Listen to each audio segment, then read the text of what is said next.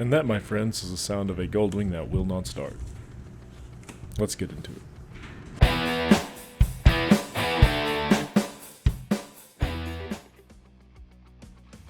Hey guys, Octane Restorations, and we are back with the 1988 GL1500.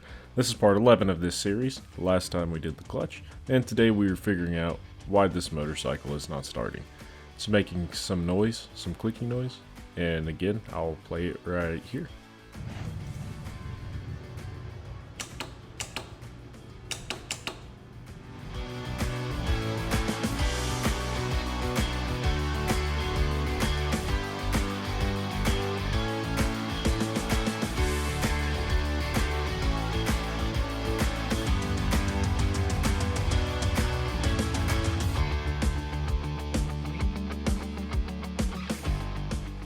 So right offhand, in my mind I was thinking a solenoid, but we're also going to go check fuses, because fuses can cause this problem as well.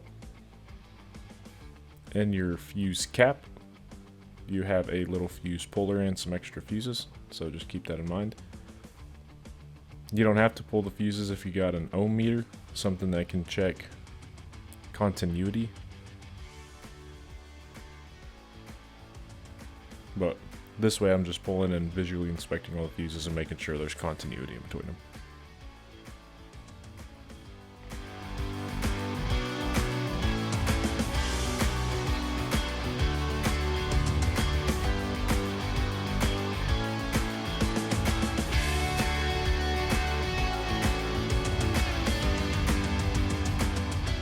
All of those were good, so we are now looking at the other fuses slash relays, and we didn't find anything out of the ordinary with those. Here by the battery you do have another fuse, your quote-unquote main fuse. This fuse is called a spanner fuse, and these are 55 amp, most of them.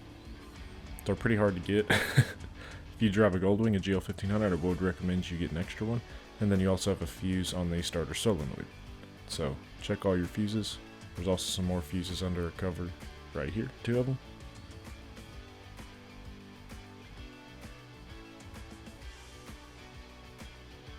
Just pull the cap, check them, make sure they look good. The GL1500s, the 88s, 89s, and maybe the 90s. Might have stopped at 90s. The earlier models will have a additional starter solenoid, a starter solenoid B. So just something to keep in mind. There's another fuse back here, a main fuse, and this is a spanner fuse as well, and it's a big one. But as long as it's still intact, it should be good. And a lot of these fuses have a lot of current that passes through them, so like your horns and turn signals will pass by the ones by the starter solenoid. So it is an easy way to check those, but I mean, it's easy to check, you can just look at it. This is that other starter solenoid I was telling you about, that the earlier model GL1500s have. And then there's the main starter solenoid. The later GL1500s don't have this second starter solenoid on the left. But now I'm just going to go through the process of checking the starter solenoids. I actually have a spare brand new starter solenoid from an earlier restoration that I'm going to put on. It's actually really easy to check the starter solenoids if you have like some small alligator clips and a battery. I mean, with the voltmeter it's real easy to check them, and that's what I ended up doing later. And I found out that my old starter solenoid was good. It was not the solenoid. But I had this one laying around, and so it was quicker for me to put it in instead of taking the old one out, connecting it to a battery, doing the whole diagnostics, and then putting it back in. I figured, I've seen this problem before, and normally whenever it's a click like that, it's the starter solenoid. But we were wrong. I'm going to go ahead and get the system.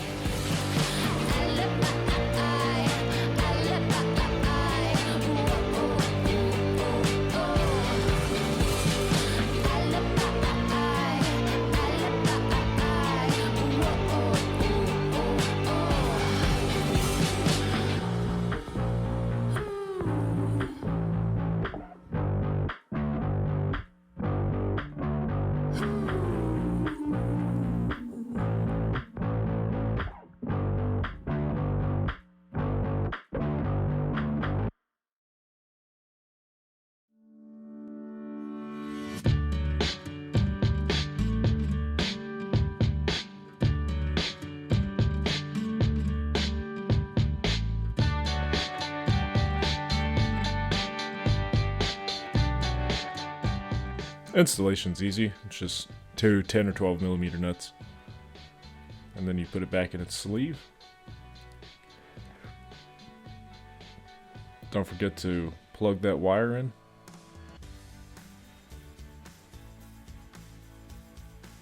And then you just install the battery and we're going to see.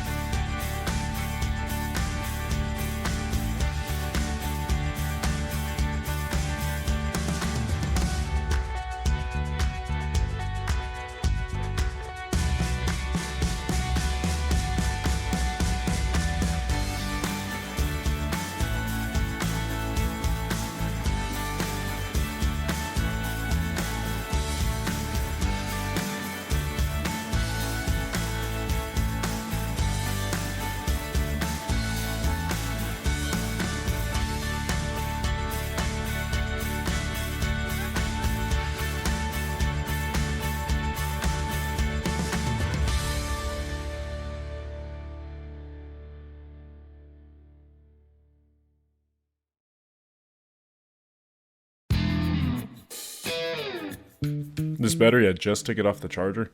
I wanted a nice hot battery to ensure that it was getting the proper voltage and everything, and I did check it with the voltmeter and it was sitting at about 12.9 volts.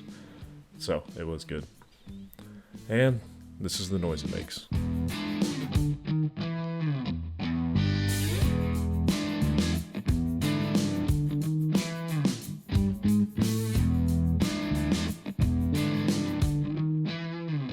So the new starter solenoid did nothing, so now I am going back to thinking it's the starter that is potentially seized up. Is my next line of thinking. Sometimes, if it's just, feeling like it's not getting enough voltage, you can jump it with a hot battery and a jump starter, and that extra voltage can help motivate the starter to turn over a little bit. But as we're going to find out, that is not the case with this one.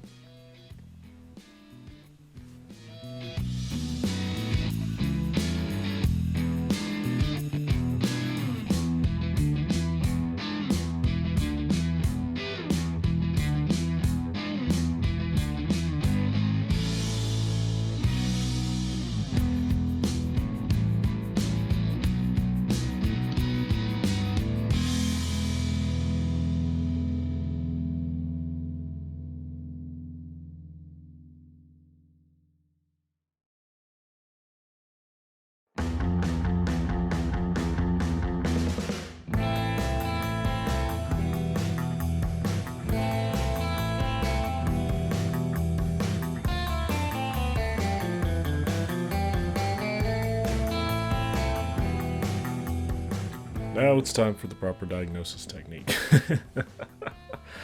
The easy fix failed with starter solenoid. Another thing you could have done is you could have jumped it with a screwdriver. But I just didn't feel like messing up a screwdriver today. But it's a new starter solenoid. There's a tiny chance that a new starter solenoid is bad. In this case, I went ahead, put the battery back on, and I started properly diagnosing it. Got my voltmeter out and I checked to see if whenever I click the starter button, I got continuity for both sides of the starter relay whenever you have a 12 volt battery attached, and I did. And then I checked if I was getting power to the starter. I was also checking continuity between all the different wires at this time, just making sure there wasn't a loose connection, anything like that. And I was getting good voltage to the starter. So that means not only is there continuity, but all the connections are pretty nice and tight. There's not a lot of resistance there, which is frustrating because now I get to pull the starter and see what's going on. But you know what? That's part of life. It happens. So now you know what's in store for next video. Next video we're going to be pulling off the starter. That one's going to be a long time lapse because in reality it's like a 2-hour process. Pretty long process. Maybe more like an hour and a half. But that's pretty much all I got today. I should have done this first, but you know, you live and you learn. Wasn't me being a very good technician, just doing the starter relay, but hey, we figured it wasn't, and we're gonna get through it. So again, this is Octane Restorations. This was the 1988 GL1500 Part 11 electrical diagnosis. Catch the next video of us removing the starter. And as always, thanks for watching. You have a good rest of your day.